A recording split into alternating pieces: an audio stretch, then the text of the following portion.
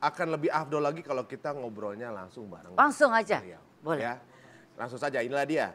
Seorang presenter televisi yang juga merupakan penyinden. Tapi televisi Solo ya. Inilah kita akan undang bersama-sama kita Sruti Respati.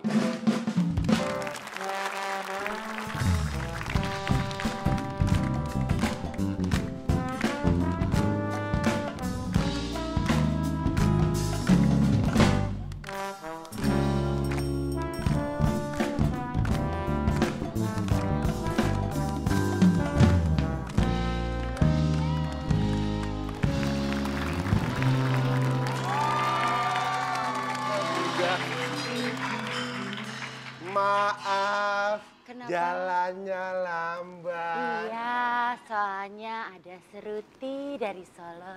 Oh begitu. Kita harus penyesuaian. Emang image harus begitu kalau Enggak. misalnya di Solo tuh harus. Saya ke bawah harusnya- aja. Oh ke bawah ya. Image-nya tuh lembut, beda dengan pelan ya. Barusan slow mo. Oh itu slow ya. Ya tepuk tangan sekali lagi buat Sruti Respati. Ya. Yang kita ingin tahu pertama adalah apa yang membuat Mbak Sruti ini tertarik dengan dunia sinden.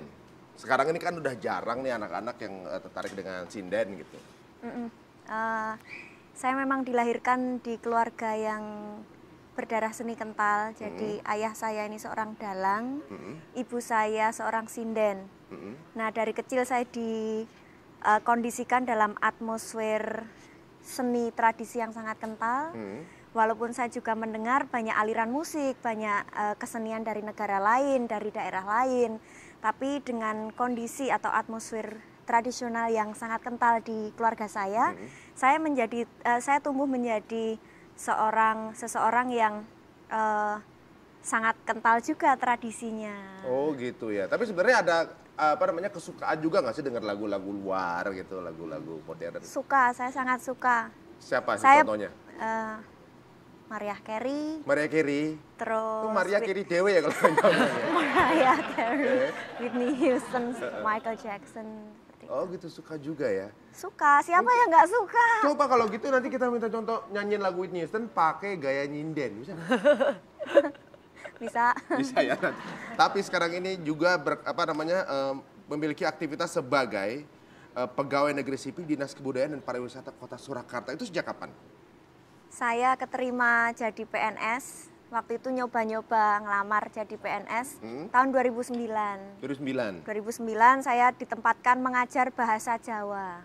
Karena saya lulusan sastra Jawa, saya ditempatkan mengajar bahasa Jawa di SMA. Saya mengajar selama 2,5 tahun, terus karena saya sering mempromosikan pariwisata Solo.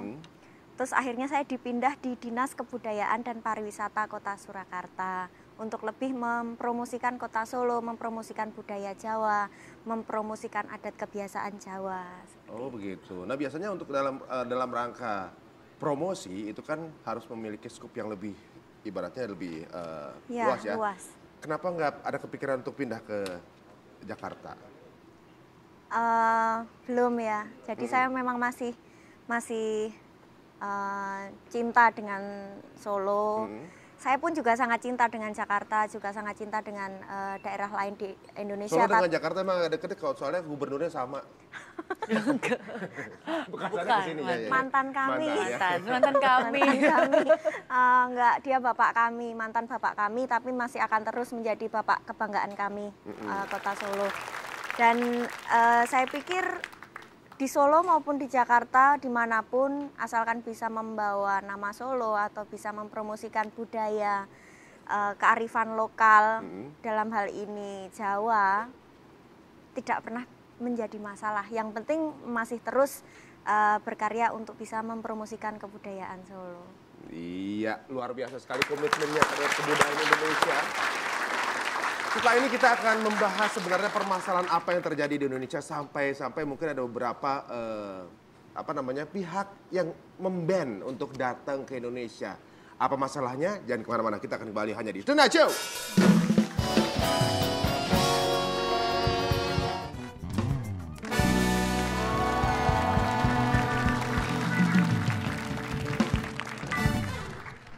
tercatat sebagai pegawai negeri sipil dan juga ternyata memiliki juga pekerjaan lain sebagai pembawa acara di sebuah televisi Terus Solo. sekarang juga sering banget muncul di televisi. Sebagai penyinden juga banyak Oh, sekali banyak banget pekerjaannya.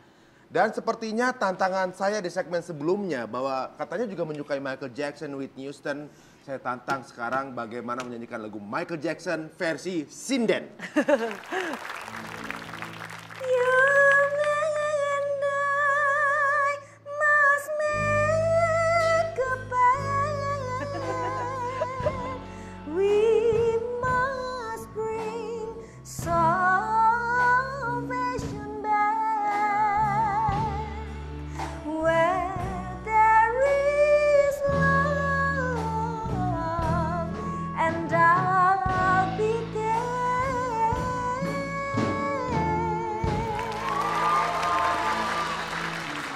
Tapi cengkapnya Bisa itu ya, Bikin? bisa ya ke arah sana ya. Nah sekarang ada fakta, ini faktanya agak sedikit bikin miris ya. Mengenai pariwisata di Indonesia. Dari sisi pariwisata, ini ada fakta dari salah satu situs pariwisata internasional yang mengatakan, ini Trip Advisor yang mengatakan bahwa Indonesia bukan merupakan tempat yang direkomendasikan untuk dikunjungi. Gitu. Faktanya seperti apa sih?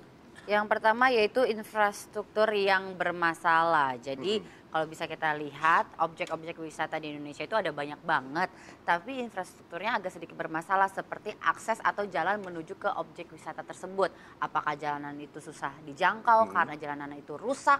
Ataupun mungkin sign-sign untuk menuju ke objek wisata tersebut sulit untuk ditemukan. Benar sekali ya. Saya bingung nih jalanan di Indonesia banyak yang masih bolong-bolong. Saya sampai mikir, ini jalanan apa suling soneta? Bolong-bolong. Udah gitu, cara pembuatan jalannya gitu, aspal sama tanah itu nggak bisa nyatu. Apa mereka beda keyakinan? Nggak tahu ya. Yang kedua apa, Es? Yang kedua yaitu keamanan. Isu travel ban yang beredar di luar negeri seperti pasca peristiwa bom Bali beberapa tahun silam juga merugikan dunia pariwisata Indonesia.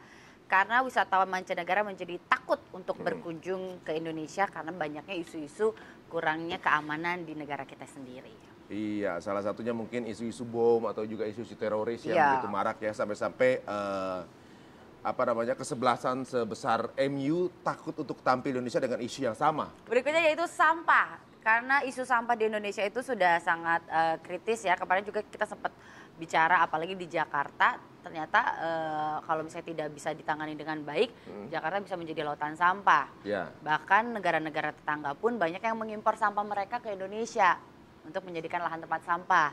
Nah, isu seperti ini, apalagi sampah di tempat-tempat objek wisata pun nggak terkontrol dengan baik. Makanya wisatawan, mau yang asing, mau yang lokal untuk datengin objek wisata kita agak ragu-ragu karena tempatnya kotor kayak gitu. Menurut Mbak Sruti sendiri dulu dah, sebagai seseorang yang juga bergerak di bidang pariwisata Indonesia ini, hal seperti ini bagaimana menurut pandangan Mbak? Soalnya di 25 destination di dunia untuk tempat wisata favorit Indonesia tidak berada di 1-25 itu.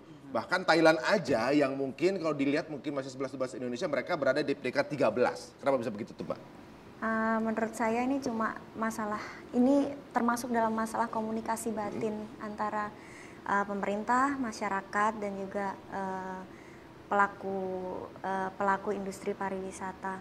Jadi kalau kita sebaik apapun sistem yang telah diciptakan, sebaik apapun infrastruktur yang telah diberikan oleh pemerintah, kalau tidak digunakan dengan sebagaimana mestinya, tidak dimanfaatkan dengan sebaik-baiknya dan tidak dikontrol juga oleh masyarakat, itu juga jadinya tidak akan maksimal. Tapi kita yakin kalau dengan niat yang baik, dengan komunikasi batin yang baik, jadi bisa menciptakan satu getaran yang baik.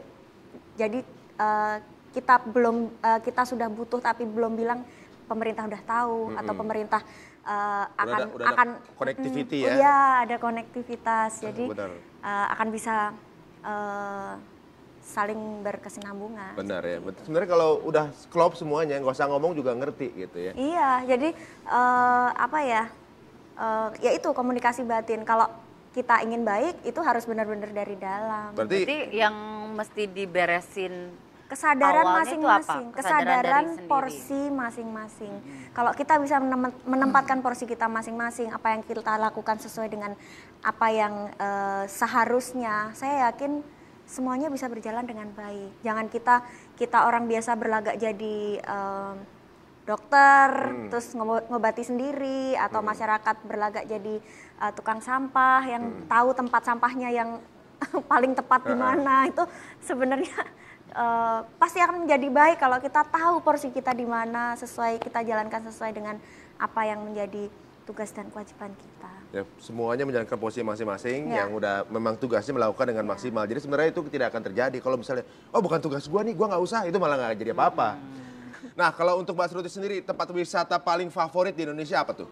Tempat wisata paling favorit sampai saat ini mungkin masih Bali. Bali ya, Ya. untuk di Jakarta. Kalau di Solo sendiri, apa yang bisa dijadikan tempat wisata?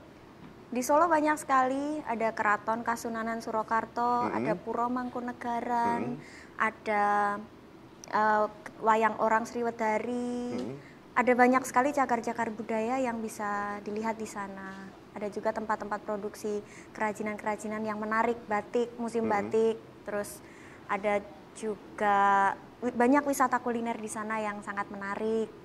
Terus ada juga candi dekat sana, terus ada pabrik gula, Tasik. Banyak juga sebenarnya ya. Lumayan.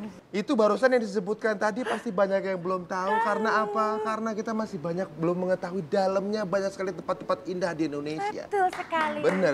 Tepuk tangan untuk Indonesia, sebenarnya masih banyak yang bisa kita maksimalkan. Terima kasih juga dengan Mbak Sruti yang telah share sama kita mengenai kelebihan apa yang berada di Indonesia dan bagaimana bisa tetap konsisten membina, ada juga menaikkan level budaya Indonesia di mata nasional minimal dan maksimal untuk internasional. Terima Iya, kasih Mbak betul. Sruti ya. Ya, kalau kita mau menjaga kebudayaan kita, karakter kita sebagai bangsa yang berbudaya, menjaga kearifan lokal kita masih memiliki masa depan. Indonesia masih memiliki harapan. Karena hanya itu sebenarnya yang bisa kita tawarkan pada negara ini dan juga dunia internasional. Iya, luar biasa. Ingat, kita masih punya masa depan. Ya, ini kalau kayak Hesti, mungkin baju masa kini mukanya masa gitu. Gak mungkin. Nggak ya, nggak mungkin. Kita masih punya kesempatan. Namanya apa? Apa? Besok. Masih ada hari Iya, esok. benar-benar. Kalau nggak ada kesempatan masih ada dana umum kalau di monopoli ya. Nah, setelah ini ada juga seseorang yang memiliki multiple pekerjaan, bukan hanya satu, tapi sangat berseberangan dan kemana-mana. Hanya di Tonight Show.